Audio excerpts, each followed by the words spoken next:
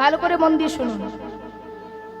কশ্যপ মুনির দুটি স্ত্রী ছিল, একজনাকার নাম বিনতা, একজনাকার নাম কদ্রু। আচ্ছা, বিনতা নামটা শুনেই আপনারা বুঝতে পারছেন যে সেই নারীটি অত্যন্ত নম্র স্বভাবের নারী। আর যার নাম কদ্রু, আপনারা এখানে কি বলেন জানি না, যেটাকে বলা হয় ঝগড়ুটে গুন্ডুগুলে বদমাশ মেয়ে, কুটকুটে ঝুটঝুটে কি বলেন, যাই হোক যা বলেন, সেই হচ্ছে বদমাশ মেয়ে, হচ্ছে ওই কদ্রু। খালি খালি হিংসা করা, খালি খালি বদমাশি করা। কিছু কিছু নারী স্বভাব আছে দেখবেন, শুধু শুধুই ঘরে ঝগড়া অশান্তি করে, শুধু শুধুই উল্টো পাল্টা কথা এনে বাড়িতে ঝগড়া করে, তাই না? ঠিক সেই ধরনের প্রবৃত্তি ছিল কিন্তু কদ্রুর। আর কদ্রু আর বিনতা ছিল দুজনের সতীন। বিনতা ছিল বড়, কদ্রু ছিল ছোট। তো একদিন যে নারীদের স্বভাব, তারা তো পায়ে পায়ে লেগে ঝগড়া করবে। এবারে কদ্রু একদিন ঝগড়া শুরু করেছে দিদির সাথে, মানে সতীনের সাথে। বলছে, শোন দিদি, ইন্দ্রের ঘোড়ার লেজের রং হচ্ছে কালো। আর বিনতা বলছে, না না বোন, তুই জানিস না, ইন্দ্রের ঘোড়ার লেজের রং হচ্ছে সাদা। আচ্ছা মা, প্রকৃত সত্য কোনটা, ইন্দ্রের ঘোড়ার লেজের রং সাদা না কালো? বা বলি হারি সাদা। তাহলে দুজনে মিলে ঝগড়া লেগেছে। বিনতা একদম ঠিকঠাক বলছে যে ইন্দ্রের ঘোড়ার লেজের রং সাদা, আর কদ্রু বলছে না কালো। কেউ যদি জোর করে আপনার ঘাড়ে দোষ চাপায়, তাহলে তো আর কারো কিছু করার নেই। তাহলে জোর করে ঘাড়ে চাপাচ্ছে। এবার বলছে, শোন, অত শত বাদ দিয়ে ওটা প্রমাণ কর দেখি।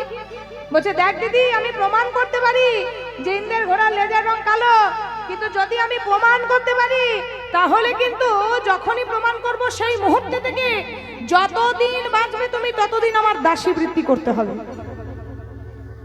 বিনতা মনে মনে ভাবছে, এটা তো সত্যি কথা, ইন্দ্রের ঘোড়ার লেজের রং সাদা, তাহলে আমি কথাটা দিয়েই বসি। ঠিক আছে বোন, তুই যখন বলছিস, যা, যদি তুই প্রমাণ করতে পারিস কালো, তাহলে আমি তোর দাসী বৃত্তি করব। আর বাবা, চাতুরালির দ্বারা সবসময় মহৎ কাজ হয় না, সাময়িক হয়তো মহৎ কাজ হয়। তো চাতুরালি শুরু করলো কে না, সেই কদ্রু। কদ্রুর সন্তানরা হচ্ছে সাপেরা। কিন্তু বিনতার কোনো সন্তান ছিল না, ছিল বন্ধা বা মাজা নারী। আর কদ্রুর সন্তান হচ্ছে সাপ। এবার কদ্রু মনে মনে চিন্তা করছে যে আমি তো কথাটা মিথ্যা বলেছি। যে দেখবেন মিথ্যা বলে, তাকে তো যাই হোক বিবেক তো একটা দাঁড়িয়ে থাকে, যেটা মিথ্যা বলছে এটা মিথ্যা আশ্রয় নিচ্ছে। কদ্রু মনে মনে চিন্তা করছে, আমি তো মিথ্যা কথাই বলেছি, ইন্দ্রের ঘোড়ার লেজের রং তো কোনো মতেই কালো হতে পারে না, তবে সাদাকে কালো আমাকে করতেই হবে। এবার রাত্রেবেলায় তার ঘুম নেই, আর বিনতা দিব্যি ঘুমিয়ে গেছে। সে তো জানে সকালে উঠবো আর আমি প্রমাণ করে দেবো ইন্দ্রের ঘোড়াটা ঘাস খাবে, তখন দেখিয়ে দেবো ইন্দ্রের ঘোড়ার লেজটা সাদা। বিনতা ঘুমাচ্ছে দিব্যি, আর কদ্রুর কিন্তু সারা রাত ঘুম নেই, ছল চাতুরি করছে, কি করে কালো করা যায়, কি করে কালো করা যায়। এবারে রাত্রেবেলায় সঙ্গে সঙ্গে ডেকেছে কাকে না, বলছে, আয় তো আমার যত কালো কালো সাপ আছিস, যত কালো কালো ছেলেগুলো আছে, একই মায়ের গর্ভে কেউ পরিষ্কারও হতে পারে, কেউ কালো হতে পারে, অনেক সময় তো সবাই একই সুন্দর হয় না। এবার হয়েছে কি, যারা কালো কালো সাপ তারা এসেছে। বলছে, শোন বাবা, মায়ের একটা মান রাখতে হবে।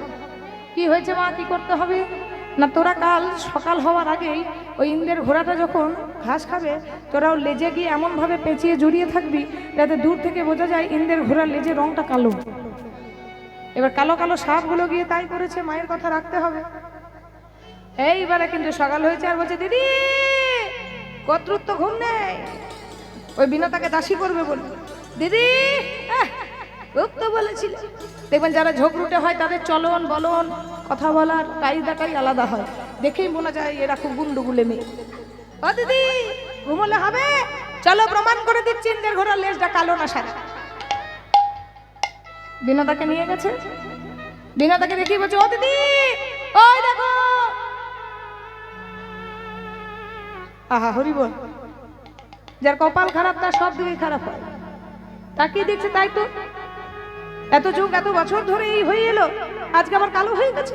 উপায় তো নেই, চোখের সামনে যেটা দেখছি সেটা তো বিশ্বাস করতেই হবে। বলছে, তা দিদি, আমি তাহলে প্রমাণ করে দিয়েছি যে ইন্দ্রের ঘোড়ার লেজের রং হচ্ছে কালো। এইবারে কিন্তু এই মুহূর্তে থেকে তুমি আমার দাসী বৃত্তি করবে, আজ থেকে তুমি হলেই আমার দাসী। আর সতীনকে যদি কেউ তাড়াতে পারে বা দাসী বৃত্তি করাতে পারে, এর মতো সুখ আর আছে মেয়েদের জীবনে? হ্যাঁ, এবারে বড় দিদি বড় যে সতীন, তাকে দাসী বৃত্তি করতে হবে কথা বলা হলো। এইবারে কাঁদতে কাঁদতে বিনতা বলছে, বোন, তুই তো আমার বোন, আমার দাসী বৃত্তি কি কোনোদিন মোচন হবে না? বলছে দিদি হবে যদি কোনোদিন তোমার গর্ভ থেকে সন্তান হয়, আর সেই সন্তান যদি দেবরাজ ইন্দ্রের কাছ থেকে অমৃতের ভাণ্ড নিয়ে আসতে পারে, আর সেই অমৃত আমার ছেলে সাপেরা যদি সেবা করতে পারে, খেতে পায়, তবেই তোমার দাসী বৃত্তি মোচন হবে। যার গর্ভে সন্তানই নেই তার গর্ভে আবার সন্তান হবে, স্বর্গে যাবে, ইন্দ্র রাজার কাছে অমৃতের ভাণ্ড দেবে কিনা তার ঠিক নেই, তারপর নিয়ে আসবে, তারপরে দাসী বৃত্তি মোচন হবে। এবার বিনতা সেই দিন থেকে শুরু করলো কদ্রুর দাসী বৃত্তি। সকাল হয় কাপড় কাচে, বাসন ধোয়, চুল ছাড়িয়ে দেয়, চুলে ফুল এঁটে দেয়, কাপড় কেচে দেয়, বিছানা ঝেড়ে দেয়, পদ সেবা করে। আচ্ছা মা, এত দুঃখ জীবনে কারো সহ্য হয়? বিনতা মনে মনে চিন্তা করছে, এই জগতে যদি একজনাকেও করি না, মানুষ হয়ে যখন মানুষের কষ্ট বোঝে না, তাহলে মানুষকে বলে লাভ নেই। মানুষই খুন করে, আবার মানুষই তার বিচার করে। তাহলে মানুষ হয়ে এক নারী হয়ে আরেক নারীকে কষ্ট দিতে পারছে, তাহলে আমার এই মনের বেদনা নিশ্চয়ই কোনো কেউ বুঝবে না। নারী হয়ে নারীর মনের বেদনা যদি না বুঝে, তাহলে জগতে কেউ বুঝবে না। একজন যদি বুঝে, সে হচ্ছে শ্রীহরি নারায়ণ। সারাদিন দাসী বৃত্তি করার পর রাতের বেলায় যেটুকু সময় ঘুমোতে পাই, সেটুকু সময় নারায়ণের ভজনা করে সেই বিনতা। ভাবছো বসে চলবে কিসে, তুমি ভাববার কে, আর যিনি ভাববার তিনি ভাবছেন, একবার তুমি ভাবো তাকে। বিনতা প্রত্যেক দিন নারায়ণের সামনে কাঁদে, প্রভু গো,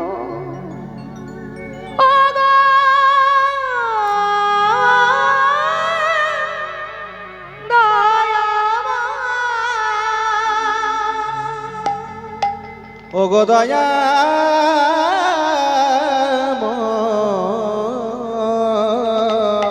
ও গো কৃপা,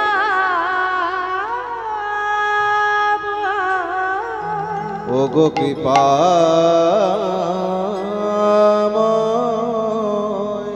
ও গো দয়াময়, ও গো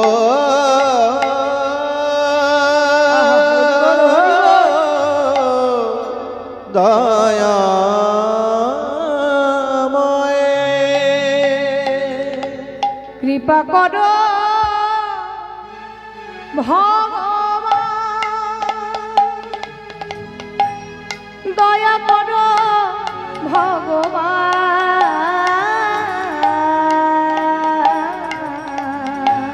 কৃপা করো ভগবান,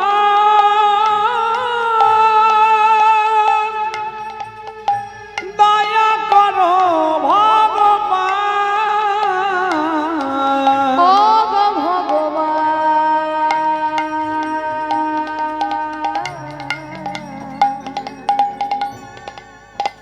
ও গো দয়াময়,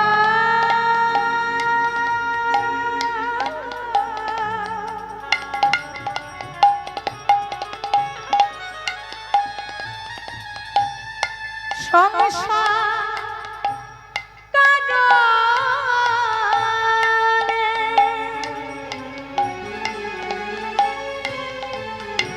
আমি হারায়ে গিয়েছি, আমি সংসার কারণে প্রভু আমি তোমার থেকে হারায়ে গিয়েছি। সংসার কারণে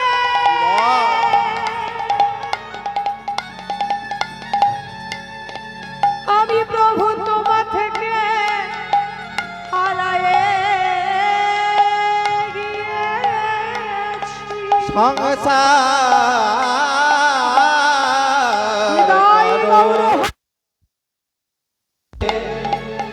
তোমা হতে হারায়ে গিয়েছি। কৃপা করো ভগবান, কৃপা করো ভগবান, দয়া করো ভগবান, কৃপা কৃপা করো করো ভগবান, কৃষ্ণ দয়া করো করুণা সিন্ধু দীন বন্ধু জগৎ, কৃপা করো ভগবান, দয়া করো ভগবান। ভগবান সকল জ্বালা সহ্য করে না, কিন্তু সহ্য করে না ভক্তের অহংকার আর চোখের জল। চোখের জলটা যদি প্রকৃত হয়, চোখের জলটা যদি নিজের কারণে হয়, তাহলে কি হবে? ঠাকুর আমাকে টাকা দাও, আমাকে করোড়পতি বানিয়ে দাও, আমাকে গাড়ি দাও, বাড়ি দাও, হবে কি? হ্যাঁ, প্রভু তোমার কৃপা দাও, এই একটা থাকলেই একদম মানুষের দেওয়া কুলোই না, ভগবানের দেওয়া পুরোই না। ওপরওয়ালা जब देता है सब पर फाड़ के देता है। তাই চাওয়াটারও কায়দা থাকা চাই। বিনতা প্রত্যেক দিন ভগবানের সামনে কাঁদতে লাগলো, ভগবান তুমি পারো না, এই জগতে এমন তো কোনো কাজ নেই, তাহলে আমি এমন কি পাপ করলাম যে সতীনের দাসী বৃত্তি করতে হচ্ছে? কৃপা হলো, যার গর্ভে সন্তান হওয়ার কথাই ছিল না, যে ছিল বাঁজা বন্ধা, সে হয়ে গেল গর্ভবতী। ভগবানের কেমন অসীম কৃপা। গর্ভবতী হওয়ার পর সন্তান জন্ম নিয়েছে বাবা, হাই হাই পোড়া কপাল পুড়েছে। আরো হয়েছে কি, দুটো ডিম হয়েছে, অন্ডজ। ডিম দুটো দেখছে আর বিনতা কাঁদছে, প্রভু এই ডিম দুটো নিয়ে আমি কি করব? এরা কি পারবে আমার দাসী বৃত্তি মোচন করতে? ধৈর্য সহ্য নিয়ে মানুষকে থাকতে হয়, অনেক ধৈর্যের পরীক্ষা দিতে হয় এই ছোট্ট জীবনে। দিনের পর দিন যাচ্ছে, একদিন 10 দিন, 1 মাস, 10 মাস, 1 বছর, 100 বছর, 1000 বছর, আর সহ্য ধৈর্য থাকে? বিনতা রেগে কি করলো কি, একটা ডিম কিনে সঙ্গে সঙ্গে একটা পাথরের মধ্যে দিল, আছাড় মারল। ডিমটাকে যেই আছাড় মেরে ভেঙেছে, ডিম থেকে বেরিয়ে এসেছে একটা বিকলাঙ্গ শিশু। হাত পা চোখ মুখ নাক এখনো ভালো করে হয়নি, বলছে মা গো আমার পরিপুষ্ট হওয়ার আগে তুমি আমায় ভেঙে ফেললে মা, আমার দ্বারা তো আর দাসী বৃত্তি মোচন হবে না, আমি চলে যাচ্ছি। ওই সূর্যের দাস হয়ে আমি থাকবো, কিন্তু মনে রেখো মা, ওই ছোট ডিমটাকে তুমি যেন অধৈর্য হয়ে ফাটিয়ে দিও না। ওই ছোট ডিম থেকে বেরিয়ে আসবে আমার ছোট ভাই গরু, আর সেই তোমার দাসী বৃত্তি মোচন করবে। সেই ছোট ডিমটা থেকে ছোট ভাই বেরিয়ে এলো কে? গরুর পাখি। হরি বল। গরুর পাখি বেরিয়েই প্রণাম দিল তার মাকে, বলছে মা গো তুমি যার জন্য দীর্ঘ সময় ধরে অপেক্ষা করেছো, আমি তোমার দাসী বৃত্তি মোচন করব। আমি স্বর্গের দেবরাজ ইন্দ্রের সঙ্গে যুদ্ধ করে অমৃতের ভাণ্ড নিয়ে আসবো। হ্যাঁ গো, একটা পাখিকে কেউ অমৃতের ভাণ্ড দেয়? দেবরাজ ইন্দ্র মনে মনে চিন্তা করছে, কখন কুকুর আসবে, কখন বিড়াল আসবে, নিয়ে বলবে অমৃতের ভাণ্ড দিতে আমাকে দিতে হবে। তুমি কে, কোথাকার কে? বলছে আমি হচ্ছে তোমার ভাই, তুমি হচ্ছ কশ্যপ মুনির ছেলে, আর আমি হচ্ছে কশ্যপ মুনির ছেলে, শুধু মারা আলাদা, কিন্তু বাবা তো এক। তাহলে বাবা যদি এক হয়, তাহলে আমরা তো 2 ভাই, তাহলে আমায় কেন দেওয়া যাবে না? কোথাকার কে এলে গো, আমাকে অমৃতের ভাণ্ড দিতে হবে, দূর হ। সঙ্গে সঙ্গে যুদ্ধ শুরু হলো। আরে মায়ের কথা তো মানতেই হবে, মায়ের দাসী বৃত্তি মোচন করতে হবে। মা তো মাই হবে, মায়ের জন্য সবকিছু করা যায়। দাসী বৃত্তি মোচন করার জন্য যুদ্ধ শুরু করলো একটা পাখি হয়ে। আরে ভগবান যার সহায়, হরি বল। এ জগতে ভগবান যদি ছোট্ট একটা কাঠ পিঁমড়ের উপরে সহায় হয়ে যায় না, আপনি ভাবেন না যে পায়ে করে তাকে চিপে মারবে, আপনাকে এমন বিষ জ্বলন কামড় দেবে, আপনাকে মরতে হবে।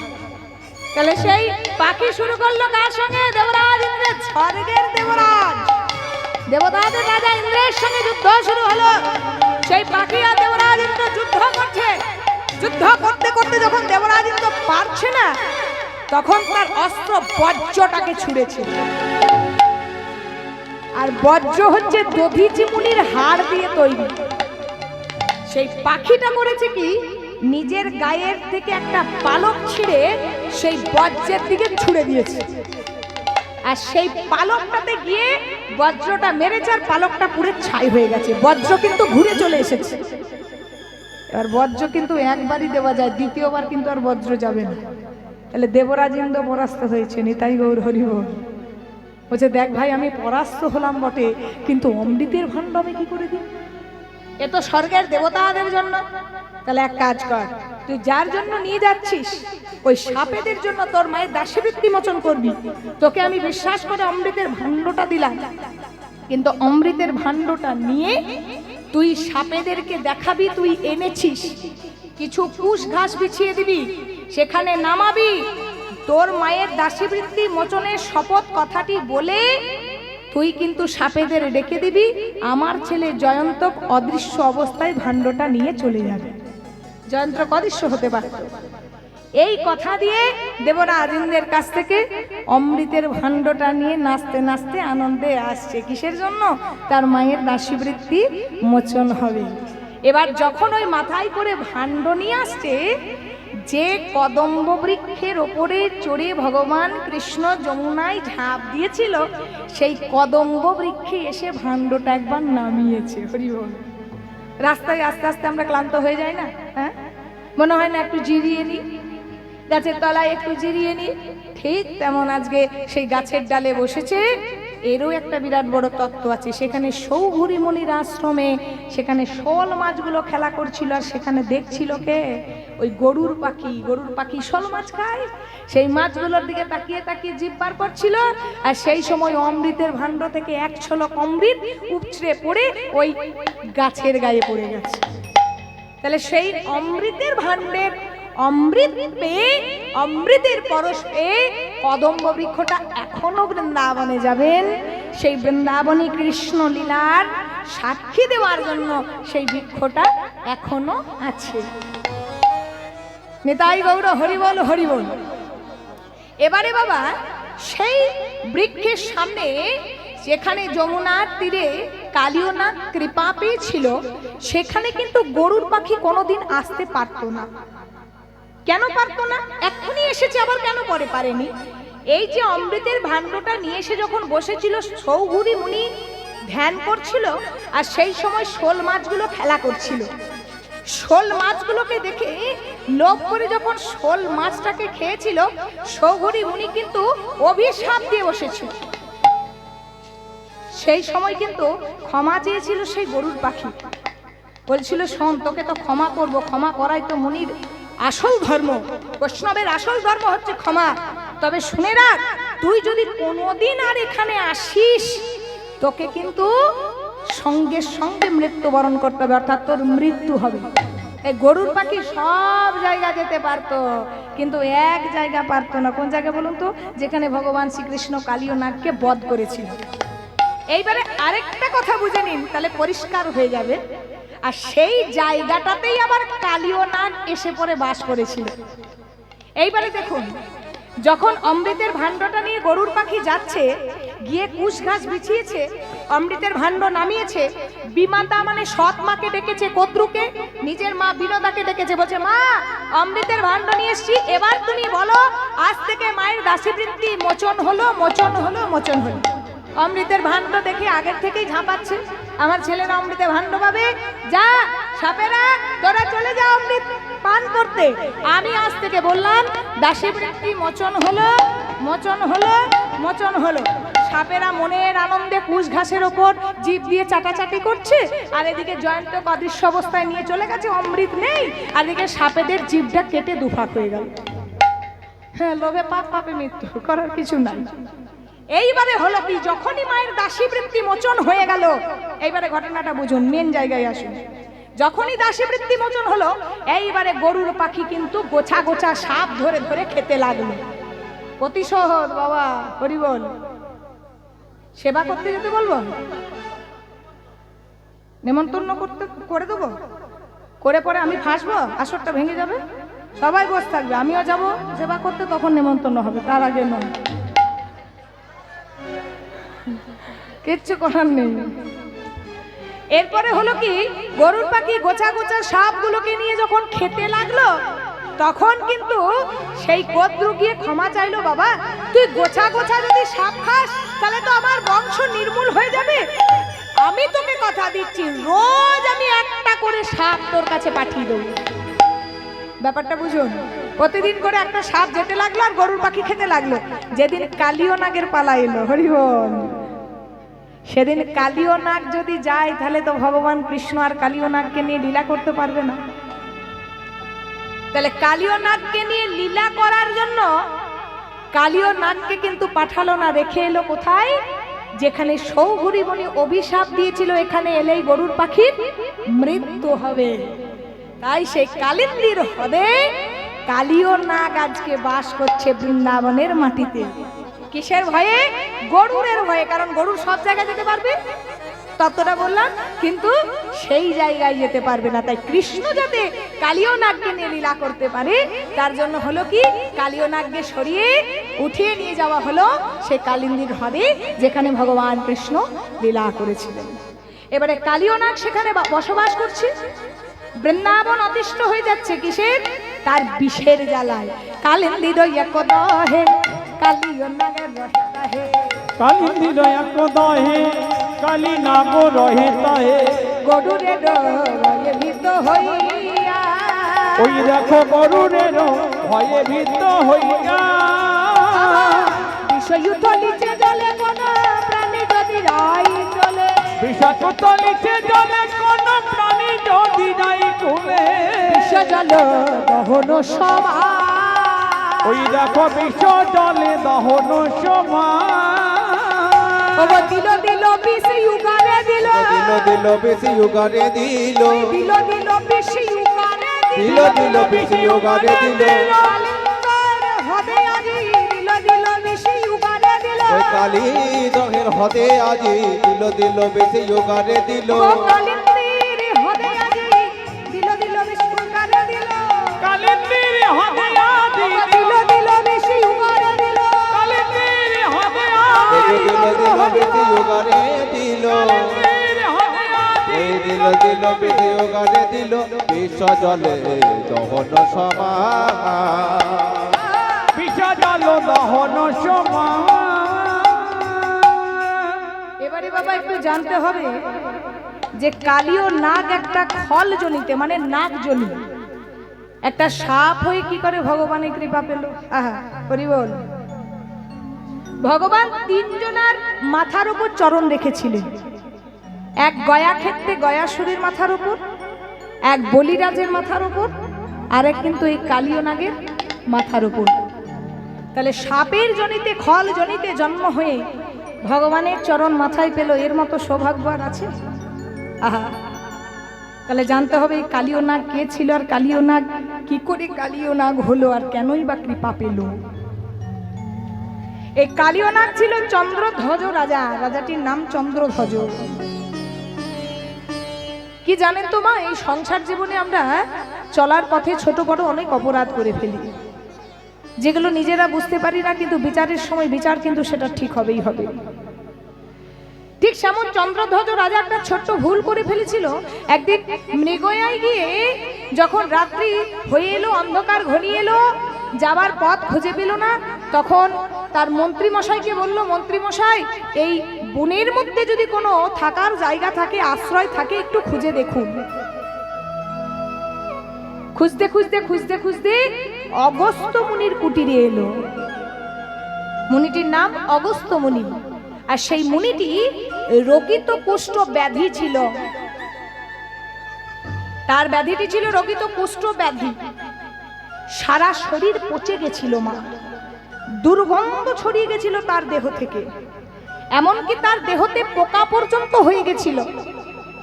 পোকাগুলো তার দেহ থেকে চলে চলে যাচ্ছে, আমার মুনি সেই পোকাগুলোকে নিয়েই তার দেহের মধ্যে রাখছে।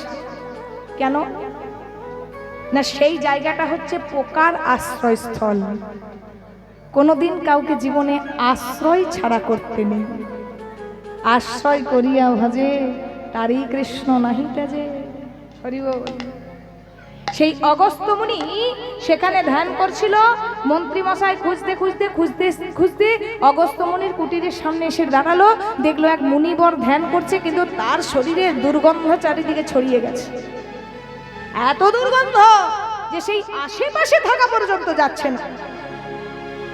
রাজাকে সে খবর দিল, মহারাজ অনেক জায়গা খুঁজে দেখলাম, একটা আশ্রয় পেলাম না, তবে একটা আশ্রয় পেলাম, সেখানে এক মুনি ধ্যান করছে, কিন্তু তার শরীরে এত দুর্গন্ধ তার আশেপাশে পর্যন্ত থাকা যাচ্ছে না।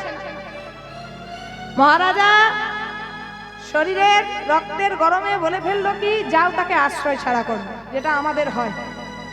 অনেক সময় এই রক্ত গরমে অনেক কিছু কাজ করে ফেলি, কিন্তু ক্রোধের বশে যেটা করি সেটাতে অনেক কিছু হারাই, কিছু পাই না। ক্রোধের বশে, অহংকারের বশে সেই রাজা বলে ফেললো, যাও তাকে সেখান থেকে তুলে দূরে কোথাও ফেলে দিয়েছো, তাকে আশ্রয় ছাড়া করো, সেই কুটিরে আমি থাকবো।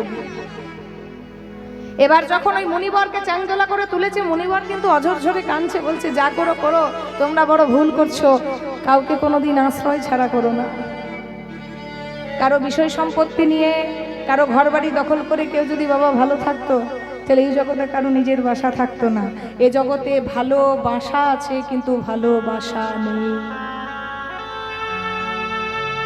ভালোবাসা পাবেন, ভালোবাসা নেই। এই ভালোবাসাটাই হচ্ছে আমাদের জীবনে একটা ঘর, আর এই ভালোবাসাটা যার জীবনে আছে সেই ঘরে আমার অন্তর্যামীন ভগবান বাস করে। আশ্রয় ছাড়া করলো সেই মুনিবরকে, কাঁদছে মুনিবর, তবু তাকে দূরে ছুঁড়ে ফেলে দিয়ে এলো। হরি বল। অন্যায় করলো মহারাজ। সেই কুটিরে রাত্রিটা যাপন হলো। সকালবেলায় যখন নিজের রাজপ্রাসাদে ফিরে গেছে বাবা, দেখছে আস্তে আস্তে তারও শরীরগুলো গলে পচে আসছে। এ জগতে কাউকে ঘৃণা করো না। এই দেহটা তোমার সুন্দর বলে যে অপরের সুন্দর থাকবে তা তো নয়। এই দেহটা তো আমাদের নিজেদের হাতে নয়, দেহটা হচ্ছে ভগবানের দেওয়া। এ জগতে সবাই সুন্দর, শুধু আমাদের চোখের দেখাটা একটু ভুল। এ জগতে কালো যদি না থাকতো, কুচ্ছিত যদি না থাকতো, মন্দ যদি না থাকতো, ফর্সার কদর, ভালোর কদর হতো? বাইরে আলোগুলো রয়েছে, সূর্যের আলো রয়েছে, দেখুন এই আলোগুলো শোভা পাচ্ছে না। আবার রাত্রিবেলায় দেখবেন এই আলোগুলো কত শোভা উঠেছে, কত জ্বলছে। অন্ধকার না থাকলে আলোর শোভা নেই, মন্দ না থাকলে ভালোর কদর নেই, কালো না থাকলে ফর্সার কদর নেই। তাহলে সুন্দর হয়ে লাভটা কি যদি সুন্দরটা শেষ দিন পর্যন্ত বজায় না থাকে? হরি বল। সুন্দর দেহ, কিন্তু রোগিত কুষ্ঠ ব্যাধিকে যখন দূরে ছুঁড়ে ফেলে এলো, তারও দেহটা আস্তে আস্তে গলিত পচা হতে শুরু করলো। আস্তে আস্তে হাত পাগুলো বেঁকে যাচ্ছে, শরীরটা থেকে তারও দুর্গন্ধ ছড়াচ্ছে। হরি বল। একজনাকে আশ্রয় ছাড়া করেছো বাবা, এ জগতে পাপ ছাড়ে না বাপকে। পাপ তোমায় ছাড়বে না, কর্ম তোমায় ছাড়বে না, কর্মফল তোমাকে পেতেই হবে, এই মাটিতেই পেতে হবে। মহারাজার দেহটা যখন পচে যাচ্ছে, পোকা হয়েছে, তখন তার স্ত্রী বলছে, এই যে ঘরে যদি থাকো, তোমার দুর্গন্ধে ঘরে কারো টেকা দায় হচ্ছে, তুমি ওই রাজপ্রাসাদ ছেড়ে অন্য কোথাও যাও। দাস দাসীদেরকে ডেকে রাজাকে তার রাজপ্রাসাদ থেকে বের করে দিয়েছে। বল হরি বল। হরি বল। এই তো সংসার। যে স্ত্রীর জন্য এত কিছু করেছে, যে স্ত্রীর সঙ্গে কামনা বাসনায় লিপ্ত হয়ে ভগবান ভুলেছে, সেই স্ত্রী আবার তাকে আজকে এত বড় রাজপ্রাসাদ তাকে ছাড়া করে দিল। হরি বল। আপনাদেরকে বলি, ভাগবতে একটা প্রসঙ্গ আছে, এক রাজার কথা, ভর্তৃহরির কথা। যে কোনোদিন কৃষ্ণ ভজন করেনি বাবা, নিজের স্ত্রীকে নিয়ে ভজনা করেছে। কেউ থাকবে দেখবেন মাতৃ সাধক হয়, মাকে নিয়ে ভজনা করে, কে পিতৃ সাধক হয়, কেউ কৃষ্ণ সাধক হয়। সে কোনোদিন ভগবান ভজেনি, সে নিজের স্ত্রীকে ভজনা করেছে, ভগবান মানত না। তার স্ত্রীকে নিয়ে অনেক গান লিখেছে, শ্লোক লিখেছে। যে রাজাটির নাম ভর্তৃহরি, সেই শৃঙ্গার শতক, এখনো বইটি আছে, ভর্তৃহরির শৃঙ্গার শতক, যেখানে স্ত্রীকে নিয়ে তার নানান কথা লেখা, নানান শ্লোক লেখা। স্ত্রীকে পুজো করিয়েছে সিংহাসনে বসিয়ে, এত তার ভালোবাসা স্ত্রীর প্রতি। একদিন হলো কি, হিমালয় থেকে এক সাধু বাবা এলো। সাধু বাবা এসে সেই রাজাকে একটা ফল দিল। ফলটা দিয়ে বলল, মহারাজ এই ফলটা আপনি সেবা করবেন, এই ফলটা খেলে আপনার যৌবনটা বজায় থাকবে আর আপনার দীর্ঘায়ু হবে। ভর্তৃহরি চিন্তা করলো, আমার জীবনে ধ্যান জ্ঞান সবই তো আমার স্ত্রী, তাহলে এই ফলটা আমি রাত্রেবেলায় স্ত্রীকে দেব। রাতের অন্ধকারে বিছানার মধ্যে বসে আদর করে প্রেমালাপনে থেকে ভালোবেসে ফলটা দিচ্ছে, আর সঙ্গে ফলের গুণানুগুণটা বলেছে। কিন্তু বললে কি হবে বাবা, সেই স্ত্রী আবার মনে মনে ভালোবাসতো সেই রাজ্যের মন্ত্রীকে। মনে মনে ভাবছে, আমি ফলটা তো খাবো না, আমার প্রেমিককে গিয়ে দেবো, মন্ত্রীকে গিয়ে দেবো। পরের দিন রাতের অন্ধকারে চুপি চুপি রানীমা ফলটা নিয়ে গিয়ে মন্ত্রীকে দিয়ে বলছে, আমি তো তোমায় জীবন দিয়ে ভালোবাসি, তাই দেখো তোমার জন্য একটা ফল দিলাম, এই ফলটা তুমি সেবা করো, এই ফলটা খেলে তোমার যৌবন বজায় থাকবে, তুমি আমায় আনন্দ দিতে পারবে। মন্ত্রী আবার মনে মনে ভালোবাসতো সেই রাজ্যের নর্তকীকে। হরি বল। মনে মনে ভাবছে, আমি আর খেয়ে কি করবো, বরঞ্চ চুপি চুপি ওকে গিয়ে যদি দিই, তাহলে ও নৃত্য করবে, ওর যৌবন বজায় থাকবে, আমায় আনন্দ দেবে। ফল নিয়ে চলে গেছে সেইখানে। এই সেই নর্তকী আবার মনে মনে ভাবছে, হায় হায়, এই ফলটা যদি আমি সেবা করি, তাহলে আমার যৌবন যদি বজায় থাকে, তাহলে আমাকে আরো পুরুষে ভোগ করবে, সংসারটা আরো ক্ষতি হবে, সমাজের আরো ক্ষতি হবে। তাহলে সমাজের ক্ষতি করে কি করব, এই ফলটা খেলে যে ভালো থাকবে, যার ছত্র ছাওয়ায় সবাই ভালো থাকবে, এই ফলটা নিয়ে গিয়ে মহারাজকে গিয়ে দেব। তার যদি দীর্ঘায়ু হয়, সে যদি সত্য থাকে, ভালো থাকে, তাহলে আমাদেরকে সে ভালো রাখবে। নর্তকী আবার নিয়ে গেছে রাজার কাছে। রাজার কাছে ফলটা দিয়ে গুণানুগুণটা যখন জানিয়েছে, মহারাজের চৈতন্য ফিরেছে। সঙ্গে সঙ্গে রানীকে ডেকেছে, এই যে তুমি ফলটা পেলে কোথায়, কাকে দিয়েছো? সঙ্গে সঙ্গে নর্তকী বলেছে, রানীমাকে দোষ দিয়ে তো লাভ নেই, রানীমা তো আমায় দেয়নি, এই ফলটা দিয়েছে আমাকে মন্ত্রী মশাই। ফলটা মন্ত্রীর কাছে গেল কি করে? মন্ত্রীকে ডাকা হয়েছে। মন্ত্রী বলছে, যদি সত্যি বলি তাও বেটা রাজা বিশ্বাস করবে না, দেবে গর্দান কেটে, আর যদি মিথ্যা বলি তাও মরতে হবে। তাহলে মরতে যদি হয়, মিথ্যা বলে মরবো কেন, সত্যি বলেই মরবো। যে মহারাজ মরতে কিন্তু আমাকে হবেই আজ, তো যদি মরতেই হয় আমি সত্যি বলেই মরবো। এই ফলটা রানীমা আমাকে রাতের অন্ধকারে চুপি চুপি দিয়েছে। হরিব।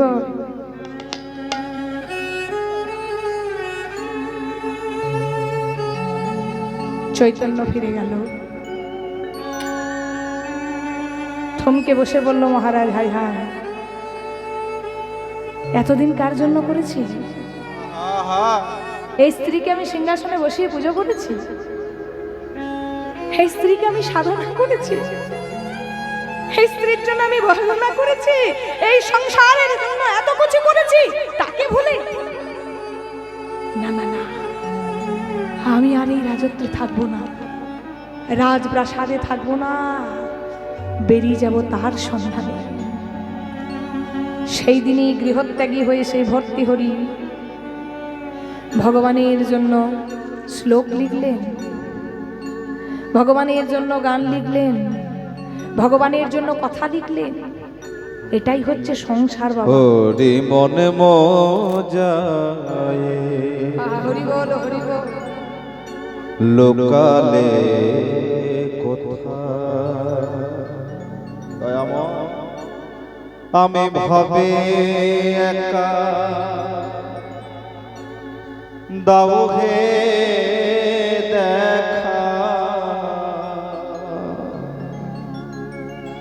আমি ভাবে একা দাও হে দেখা, পরাণ বধূ রাখো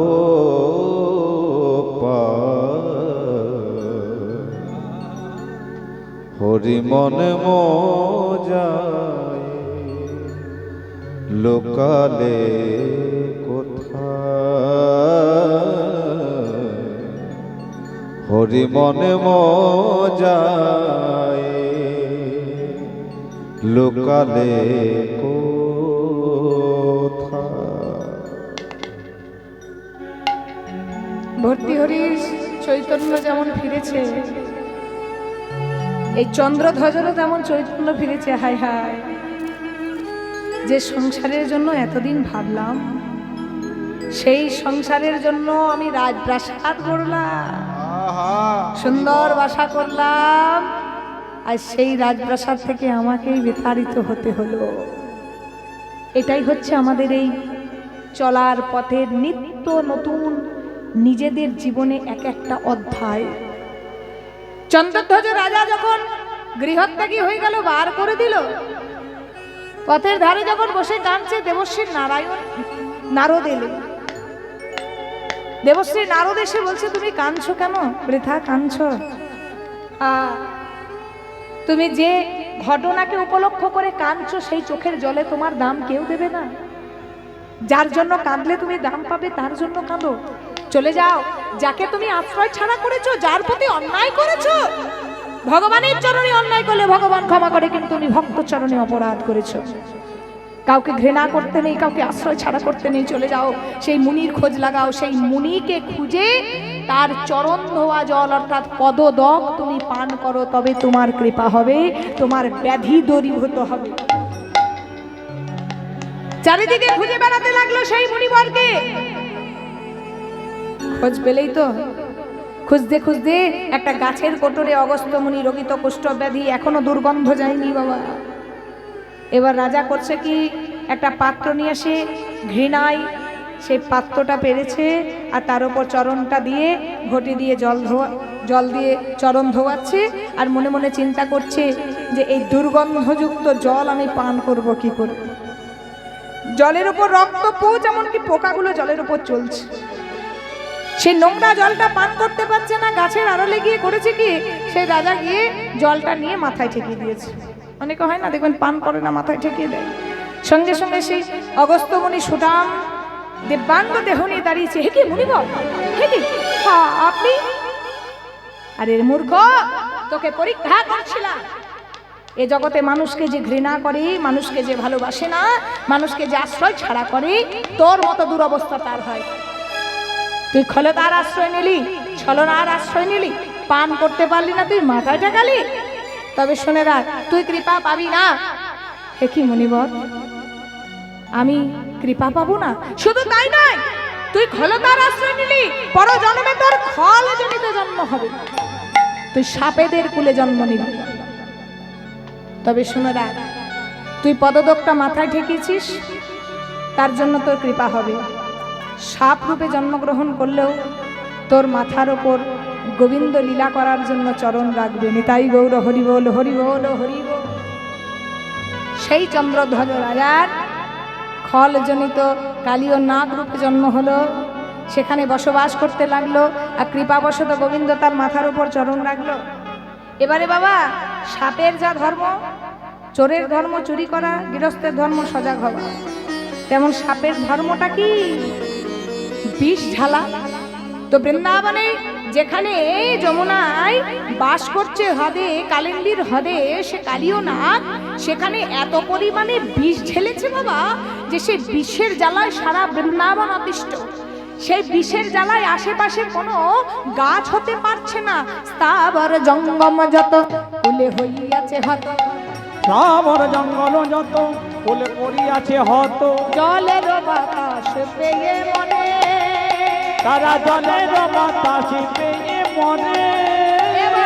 তাহারই উপরে বাই কোন পাখি যদি উড়ে যায়, তাহারই উপরে বাই কোন পাখি যদি উড়ে যায়, তাহারই উপরে বাই কোন পাখি যদি উড়ে যায়, তাহারই উপরে বাই কোন পাখি যদি উড়ে যায়। জলে পড়ে জয়ে প্রাণ, ওগো জলে পড়ে জয়ে প্রাণ, ওগো জলে পড়ে জয়ে প্রাণ, ওগো জলে পড়ে জয়ে প্রাণ। তার আশেপাশে যত গাছপালা আছে বিষের জ্বালায় তারা জ্বলে পুড়ে ছাই হয়ে যাচ্ছে বাবা, কোনো গাছ হতে পারে না, গাছগুলো পর্যন্ত মরে গেছে। এমনকি তার ওপর দিয়ে যদি কোনো পাখি উড়ে যায়, বিষের জ্বালায় পর্যন্ত তারা ছটফট করে মরে পড়ে যায় সেই যমুনার জলে। সবাই মিলে চিন্তা করছে, এইভাবে যদি কালীয় নাগ অত্যাচার করে বৃন্দাবনে টেকা দায় হবে, একমাত্র গোপালকে গিয়ে বলতে হবে। আর কালীয় নাগ মনে মনে ভাবছে, প্রভু গো, ওগো প্রভু গো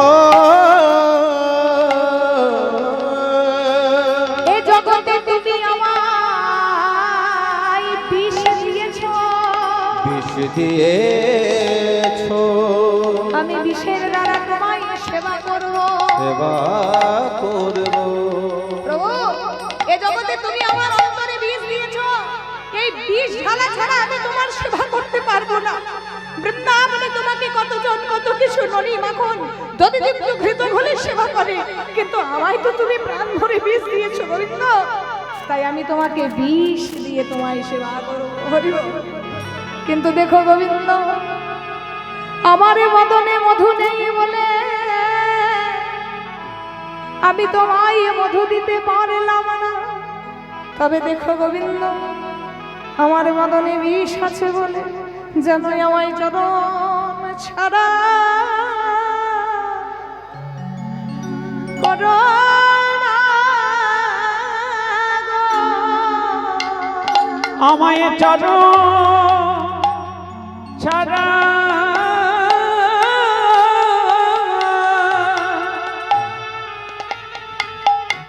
চরণ ছাড়া করো না গো।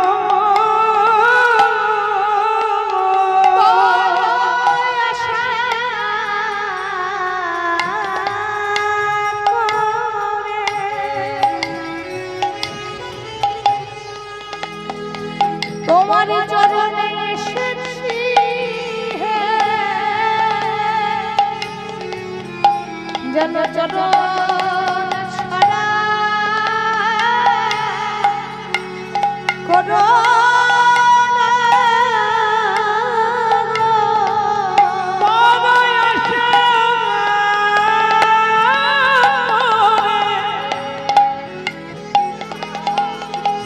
এসেছি মাধব চরণে নিবেদন করা রইল, পরে আশা করে এসেছি মাধব চরণে নিবেদন করা রইল, এসেছি মাধব নিবেদন করা রইল, করে এসেছি মাধব নিবেদন করা রইল, করে এসেছি মাধব নিবেদন করা রইল, আশা করে এসেছি মাধব নিবেদন করা রইল। যেন চরণ ছাড়া করো না গো। গোবিন্দ চরণে নিজের নিবেদন জানিয়েছে, গোবিন্দ আমার তো জন্মটাই সাপের কোলে খত জনিতে, তোমাকে বিষ ছাড়া তো কিছু দিতে পারবো না, কিন্তু দেখো গোবিন্দ যেন চরণ ছাড়া করো না। আহা হরিব, যে কুলেই জন্ম হোক না কেন যেন তোমার চরণ ছাড়া করো না। এবারে বৃন্দাবনে সবাইকে যখন গোপালকে জানিয়েছে, গোবিন্দ মনে মনে চিন্তা করেছে আজকে সেই দিনটি, আচ্ছা যেদিন কালীয় নাগ দমন হয় কৃপা পাই, সেদিন ছিল রাখি পূর্ণিমার দিন, যেদিনে প্রত্যেক দাদাদের হাতে ভাইদের হাতে বোনরা রাখি পরায়, দিদিরা ভাইদের হাতে, বোনরা দাদাদের হাতে। আপনারা পরান তো মা? হ্যাঁ, সেদিন একসঙ্গে তিনটে কাজ হয়েছিল। সেদিন রাখি পূর্ণিমা, সেদিন ছিল দাদা বলরামের জন্মদিন, আর সেদিনই কালীয় নাগ কৃপা পেয়েছিল। আজকে গোবিন্দ মনে মনে চিন্তা করছে, এই একটা সুযোগ আমার জীবনে এসেছে, যেদিন দাদা কিন্তু যাবে না গোচারণে, কারণ দাদার জন্মদিন, যেদিন জন্মদিন থাকে সেদিন তো একটা স্পেশাল দিন হয় মা। সেদিন দেখবেন মায়েরা বাবারা সন্তানদেরকে কত ভালোবাসে, পরমান্ন রন্ধন করে সেবা দেয়, তাই না? কি হয়তো নাকি কেক কাটেন, বাচ্চারা কেক কাটে? আচ্ছা ঠিক আছে, চলো সব কিছুই করো, কিন্তু গোবিন্দকে ভুলো না। নিজেদের জীবনে আনন্দ পেতে হলে সব কিছুই করো, কিন্তু গোবিন্দকে ভুলো না। অন্য ধর্ম নিয়ে মাতামাতি করো আর যাই করো, তবে গোবিন্দকে যেন নিয়ে ভুলো না। আমাদের ধর্মে কিন্তু কেক কাটা নয়। দেখবেন এই বড়দিন আসছে, সামনে বড়দিন আসছে না, আরে বাবা কেউ যদি কেক না বাড়িতে কেনে সে গরিব, তার বাড়িতে কিচ্ছু নেই। সবার বাড়িতে মাস্ট কেক আনতে হবে। কিন্তু যেদিন আমাদের চৈতন্য মহাপ্রভুর জন্ম, সেদিন কি সবার বাড়িতে মাস্ট যে পরমান্ন রন্ধন করতেই হবে আর আমার চৈতন্য মহাপ্রভুকে সেবা দিতে হবে? তাহলে চিন্তা করছেন?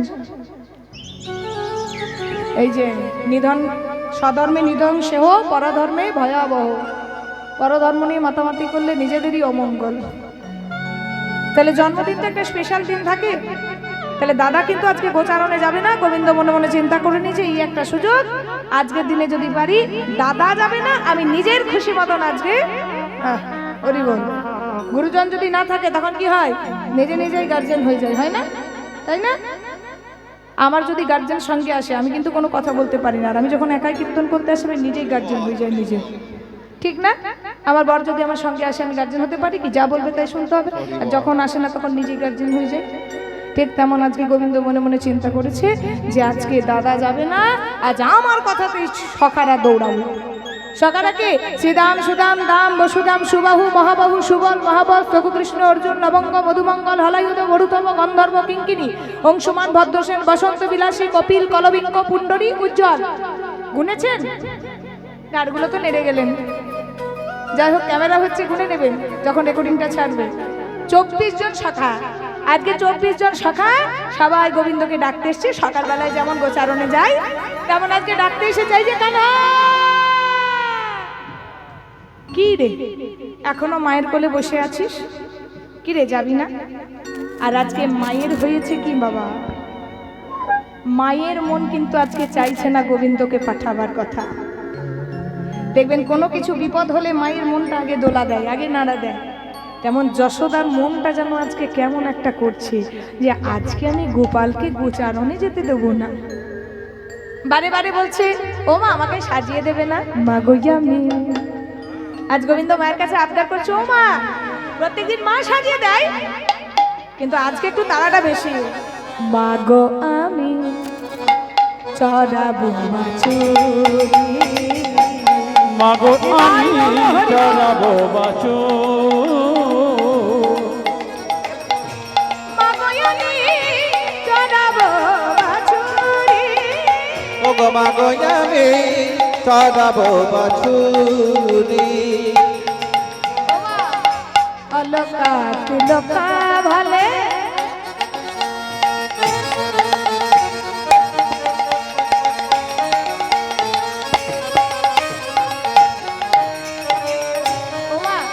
আজকে তুমি আমার একটা বোনের গাঁথা মালা পরিয়ে দেবে, ওই বোন থেকে ফুল পেড়ে। অলকা, ও মা, অলকা মানে কি? দেখবেন মা ঠাকুমারা বলে না, এই অত অলকা তিলকা করে সাজতে হবে না, চল। অলকা মানেটা কি বলুন তো? এই সিঁথির পাশে কোকড়া কোকড়া দেখবেন চুল, যেগুলো মেয়েরা লক্স কাটে। মায়েরা লক্স বোঝো তো? আমাদের জেনারেশন বুঝবে, লক্স কাটে না?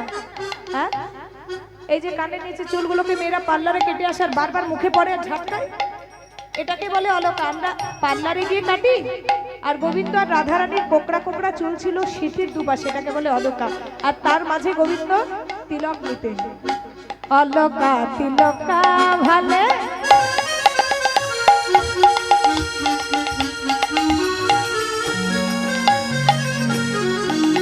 মাগো বনমালা দাও মা গলে, ওই অলকা তিলকা ভালে, মনমালা দাও মা গলে।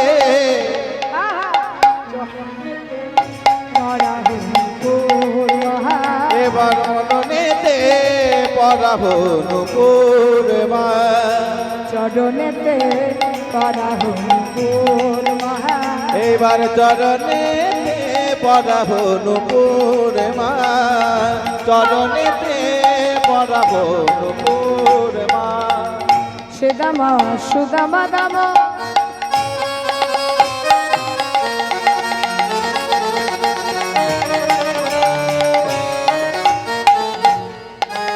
ওগো সুবলাদি ওগো সুমান, ওই সুদাম সুদাম দাম,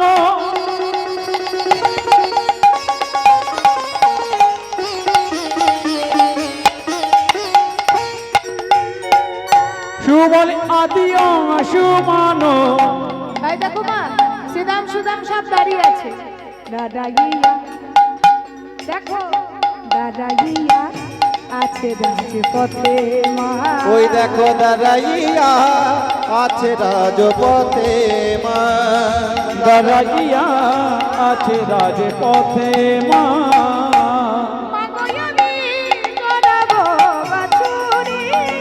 ওগো মাগো আমি চড়াবো বাছুরি মাগো আমি চড়াবো বাছুরি